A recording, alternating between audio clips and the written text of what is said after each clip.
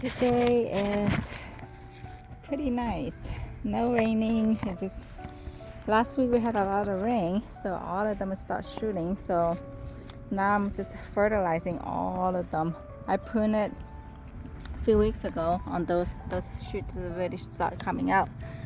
So how I fertilize it is I usually put some cow manure or steer manure in there. I just got it from Home Depot. And then in spring I keep a very good heavy feeding on it. So right now I just put it on there, and then I use this to scratch it around, and then put the this is Bio Advanced Rose Flower and Care 2 Systematic, so in that way it helps the rose fight the disease also too. So I just put 1 cup like this, and then pour around the roses, and then put it back because all those already had the stem maneuver. So in that way they could, the slow releaser, the release fertilizer will slowly release based on how hot it's gonna be. So it will get all covered when spring starting. Just spread it lightly. Only in spring I do it like this.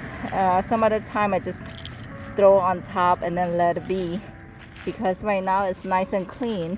It's easier to clean out all the weed and whatever that is around the rose. So right now it's just easy to get them and then cover them easily.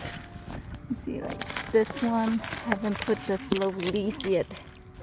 So I'm gonna pour it around. See, I have some weed right here, so I could pull them out.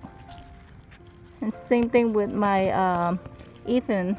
She's pretty old already, and I could film it later on. I already pour. Pretty much I do this to all my roses, so I just make sure, because stem maneuver is instantly fertilizer for the roses. And it's easy to get burned if you're not mixing with the existing soil.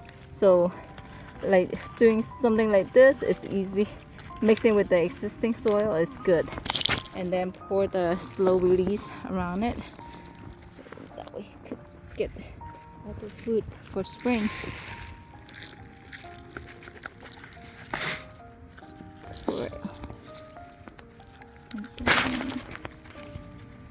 Right back in.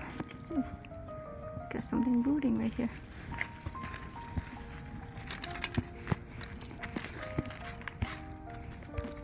So yeah, so that's how I fertilize it. And for pruning, I prune it pretty low. You see how low it is? I just follow the guide how they sell it at the store.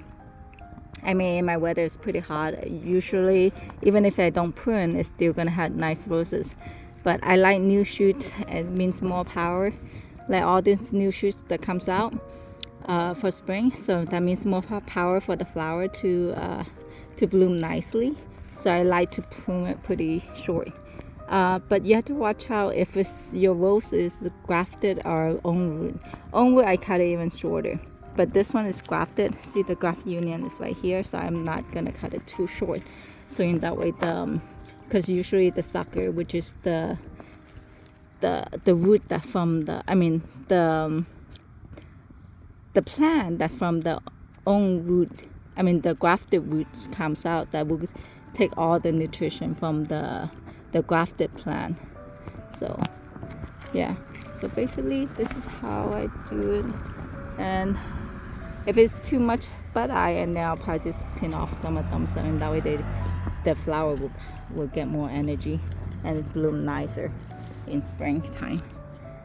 And let's see, yeah, most of my roses pretty low. You see how low I cut them? Oh, I need to cut more of this one. They just cross.